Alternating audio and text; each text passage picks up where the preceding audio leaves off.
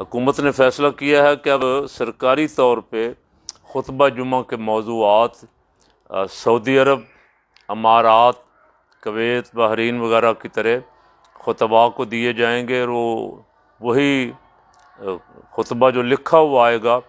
وہ پڑھ کے لوگوں کو سنا سکیں گے۔ اپنی مرضی کی تقریر جو ہے وہ ختم ہو گئی۔ آئندہ علماء کرام، خطباء اور ائمہ جو ہیں وہ مساجد میں اپنی مرضی کی تقریر نہیں کر سکیں گے، اور اپنی مرضی کی تقریر کا مطلب ہے کہ حق نہیں کہہ سکیں گے۔ وہی کچھ کہنا پڑے گا جو حکومت کی مرضی ہوگی، جو حکومت کی خواہشات ہوں گی، جس طرح کا لبرل اسلام حکمران چاہتے ہیں اس کے مطابق کی خطباء کو اور ائمہ کو بولنا پڑے گا۔ آج کی خبر یہ خبر دے رہی ہے، تو میں متوجہ کرنا چاہتا ہوں علماء کرام کو، خطباء کو، ائمہ کو، کہ وہ اس پہ غور کر لیں کہ ان کی آزادی آہستہ آہستہ سلب کرنے کی کوشش ہو رہی ہے، اور انہیں غلام امام بنانے کی کوشش ہو رہی ہے۔ مسجدوں میں امام تو آزاد ہوتا ہے، امام تو قوم کی رہنمائی کرتا ہے، امام قوم کی قیادت کرتا ہے۔ اللہ نے اسے اس منصب پہ فائز کیا ہے۔ اس کا کام صرف نماز پڑھانا نہیں کہ 4 رکعتیں پڑھائے اور کوئی سرکاری خطبہ دے کے فارغ ہو جائے۔ اس کا کام یہ ہے کہ وہ امت کی امامت کرے، امت کی قیادت کرے، امت کی رہنمائی کرے۔ اور الحمدللہ ثم الحمدللہ پاکستان جو معرض وجود میں آیا، اس میں ان آزاد علماء کی بہت بڑی بڑی قربانیاں ہیں، مولانا فضل خیر آبادی رحمۃ اللہ علیہ جیسے اکابرین کی، جنہوں نے انگریز کے خلاف فتویٰ جہاد دیا اور میدان عمل میں آئے اور پھانسیوں پہ لٹک گئے، لیکن اپنے موقف سے پیچھے نہیں ہٹے۔ اس وقت سے لے کے آج تک انگریز کے غلام جو ہیں انہیں مسجد کھٹکتی ہے، مسجد کا امام بھی کھٹکتا ہے، خطیب بھی کھٹکتا ہے، علماء حق بھی ان کی نظر میں کھٹکتے ہیں کہ کسی طرح ان کا بندوبست کیا جائے۔ تو اس بندوبست کا آغاز کر دیا گیا ہے۔ اسلامی نظریاتی کونسل کے سربراہ قبلہ یاس صاحب نے، ظاہر ہے میرا اپنا گمان ہے، اللہ کرے یہ بدگمانی ہو،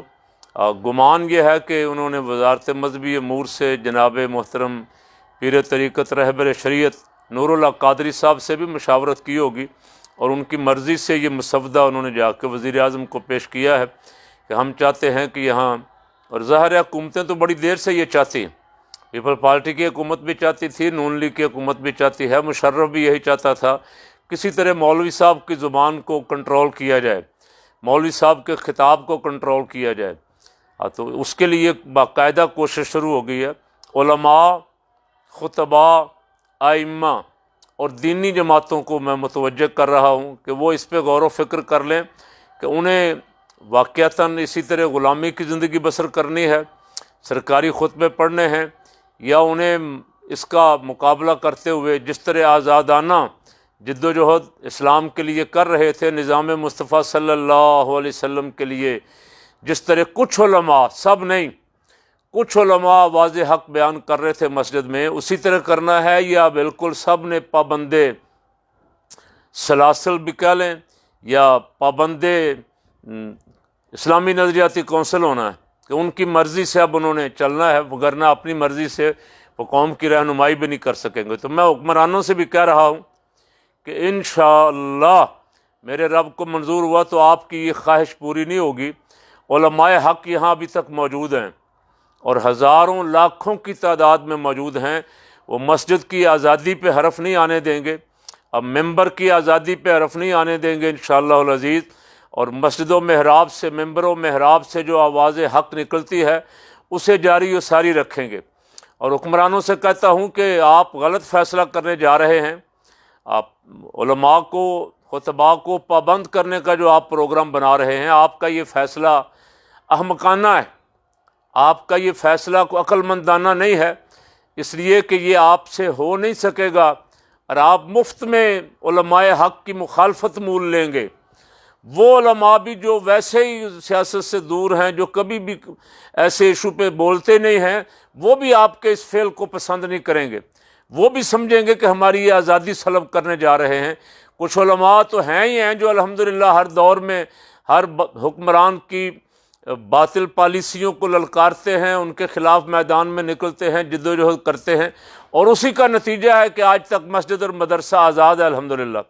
اب مدرسے کو بھی پابند کرنے کی کوشش ہو رہی ہے، اور مدرسے کو پابند کرنے کے ساتھ ساتھ مسجد کو بھی پابند کرنے کی، مسجد کے خطیب کو بھی پابند کرنے کی کوشش ہو رہی ہے، تاکہ یہ آزادی سلب کر لی جائے۔ اور یہ بھی میں حکمرانوں سے کہہ رہا ہوں کہ آپ بھی اور باقی سارے ادارے بھی اس پہ غور کر لیں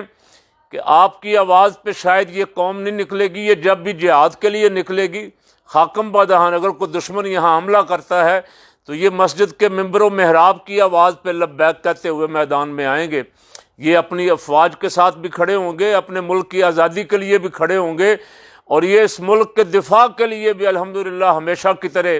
مسجد کی آواز کے ساتھ آواز ملائیں گے، مسجد کی، اپنے امام کی، اپنے خطیب کی، اپنے مذہبی دینی پیشوا اور رہنما کی آواز پہ لبیک کہتے ہوئے میدان عمل میں نکلیں گے۔ آپ یہ غلط فیصلہ کرنے جا رہے ہیں، آپ اس فیصلے پہ غور کریں، 1000 دفعہ غور کریں۔ آپ نے جس طرح اور بہت سارے کاموں میں مفت کی بدنامی اپنے ذمے لی ہے، یعنی چاند سے پنگا لینے کی آپ کو ضرورت نہیں تھی، لیکن آپ کی حکومت میں ایسے 30 مار خان صاحب بیٹھے ہوئے ہیں جنہوں نے آتے ہی بڑا فلاسفر بننے کی کوشش کی، اور اب اس دفعہ چاند پہ ان کی ساری فلاسفی ٹھوس ہو گئی نا۔ اب وہ سائنس کی جو باتیں مفتی منیب الرحمان کو سمجھا رہے تھے، اب وہ سائنس کی باتیں اپنی اس جو کمیٹی اور مرضی کے لائے تھے اس کو تو نہیں سمجھا سکے، کہ سائنس اور موسمیات تو کہہ رہا کہ یہاں کوئی امکان ہی نہیں ہے، اس کو پھر بھی نظر آ گیا سارا کچھ۔ تو آپ نے جس طرح اور بہت سارے معاملات میں ایسے ہی مداخلت کر کے مفت کی بدنامی مول لی ہے نا، اسی طرح اب یہ بھی آپ بدنامی مول لینے جا رہے ہیں، اس لیے کہ مجھے اندازہ ہے کہ آپ کے اس کو امپلیمنٹ کرنے سے پہلے اس حکم کو نافذ کرنے سے پہلے شاید آپ کی حکومت ہی گھر چلی جائے۔ آپ اور چند دن ہیں، اپنے ہاتھوں ہی توڑ بیٹھے ہیں، یا کوئی توڑ دے، یا کچھ ایسا نظام جو نظر آ رہا ہے اس وقت، حالات جو بنے ہوئے ہیں آپ کے دائیں بائیں، جو 30 مارخاں کل تک جو زلفی بخاری بڑا منظور نظر تھا، آج وہ زلفی بخاری کا بھی شور پڑا ہوا ہے نا پورے ملک میں۔ ایسے زلفی بخاریوں نے آپ کو مروایا،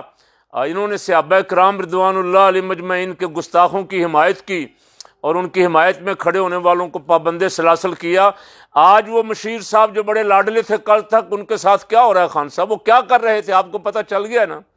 یہ جن پہ آپ نے اعتماد کیا تھا یہی دھوکہ دے گئے آپ کو، جو آپ کرپشن کے خلاف نعرہ لے کے اٹھے تھے، اس نعرے پہ عمل اس نعرے کا ساتھ دینے کی بجائے یہ اندر کھاتے اپنے بینک بھرنے اور اپنے اکاؤنٹ بھرنے کے لیے ہیرا پھیری میں لگے ہوئے ہیں۔ ابھی تو آپ کے سامنے 1 2 4 کیس آئے ہیں، جس دن آپ کی حکومت جائے گی اس دن آپ دیکھیں گے کہ کیسوں کی لائن لگی ہوگی کہ آپ کے وزراء نے اور آپ کے دائیں بائیں بیٹھے ہوئے مشیروں نے کیا کیا کچھ کیا ہے۔ اس لیے ابھی ایسے پنگے خان صاحب نہ لیں، آنکھیں کھلی رکھیں، اور جو آپ کی ذمہ داری ہے، جو کام آپ کے کرنے والا ہے وہ کام کریں۔ وہ کام آپ نہیں کر رہے، آپ کو یہ ظلم ہو گیا کہ آپ اسمبلیاں توڑ دیں گے، لوگ آپ کو ایسے ووٹ دے دیں گے۔ لوگوں کو تو ابھی تک آپ کی حکومت کا کوئی فائدہ نہیں پہنچا۔ لوگوں کا تو بجلی کا بل جو 300 آتا تھا وہ 3000 آ رہا ہے،